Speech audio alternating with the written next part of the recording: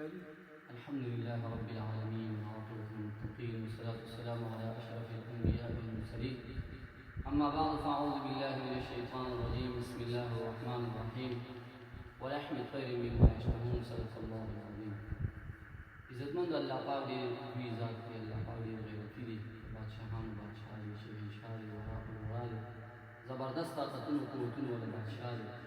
الله جل جلاله خالات سنی شوي دي، خالات الله جوړ کړي، الله پاک راوړي، الله پاک ورسپي. د ټولو نه خطرناک خالات چې دي عزتمند د آخرت کې چې زموږ مخې ته راتللي دي.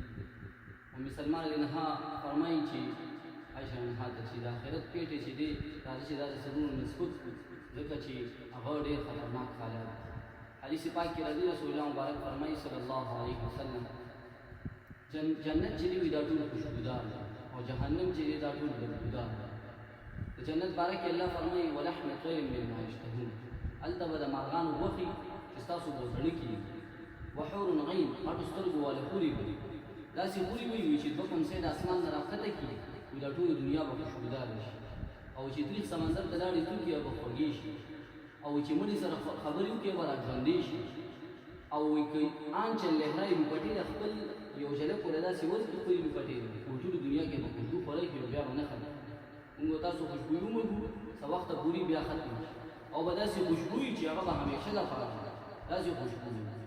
یو پکې عینا ده، یو لاعبه ده، یو حنا ده، دا پکې حورې غلمان دي پکې، او دغه خوره چې وسکي په مړی کې به ښکاري، او یا جوړې به چې وي د هرې جوړې رنګ به بدلي، او په هغه جوړو کې به د هغې وجود ښکاري، په وجود کې چې د هغې کوم زړه یي هغه به ښکاري، په زړه کې چې کوم محبت یي هغه به ښکاري. داسې زبردستې خورې الله جل جلاله د مسلمانانو لپاره پیدا کړي. خو نن مسلمان ارمان دا دی چې کوم طرف ته روان دی، آخرت یې کړی دی، الله پاک یې کړی، رسول الله مبارک یې کړی، د جنت هغه دومره لوی خوشحالۍ ډېرې کړي دي چې نهرونه پکې بهېږي، یو به د شهد وي، یو به د پی وي، یو به د شراب وي، یو به د خالص اوبه وي. هغې نه چې سړی اوبه وڅښي بیا به تږي کېږي نه، د خوند او د مزې دپاره به انسان د هغې نه اوبه څښي، دومره خوږې به د هغې اوبه وي، او دومره بهترین ځای دی دومره چې ټولې پکې خوشحالۍ وي. الله جل جلاله به د خپل شان مطابق تشریف فرما کېږي، او یو پکې جنت عدن دی چې د هغې نوم دی جنت عدن. هغې ته به سخیان خلک الله پاک داخلي، شومان په هغې کې نه داخلي، چې کوم خلک سخیان دي. یو دی جنت الفردوس. حدیث پاک کې راځي رسول الله مبارک فرمایي تاسو چې د الله پاک نه سوال کوئ جنت الفردوس سوال کوئ.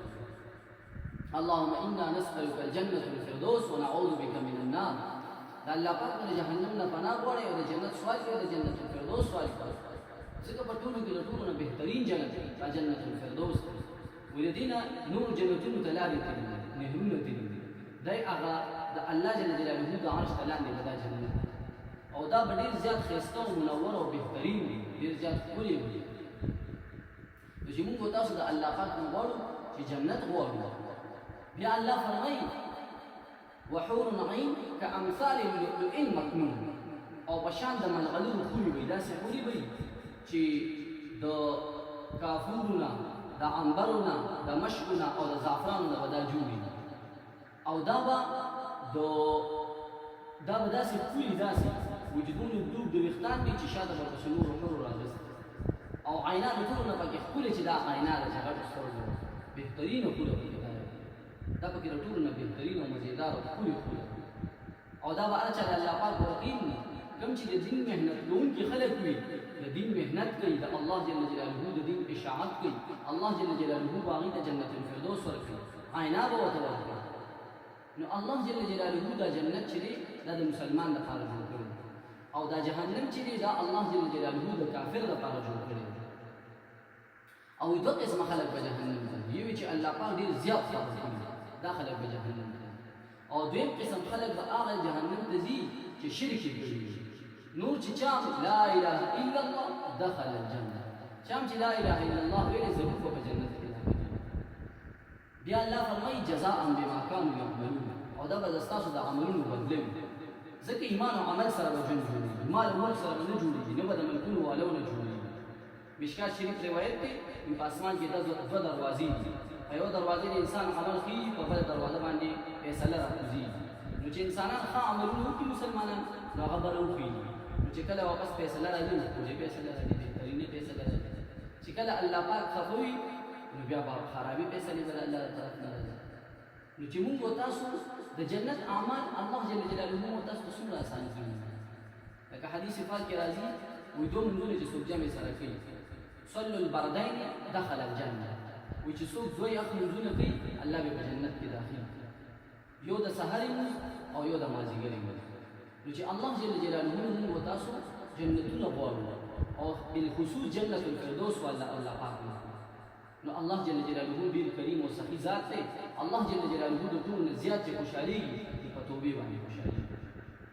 چې انسان الله پاک توبه وسی الله جل جلاله به مات، الله جل جلاله ډیر زیات مفهوم کې ذات دی او څوک ته تاسو کولو ولا شنه چې څوک ته تاسو ځکه الله ډیر غیرتی ذات دی او ډیر زیات لوی دی، ډیر زیات خوري ذات دی.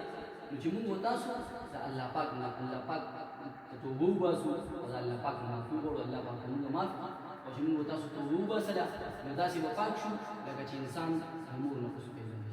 داسې به الله پاک توبه سره انسان داسې پاک او په توبه باندې ټول زیات الله پاک خوشالي. الله جل جلاله دې مو تاسو ته صدق سره توبې وکړي توفیق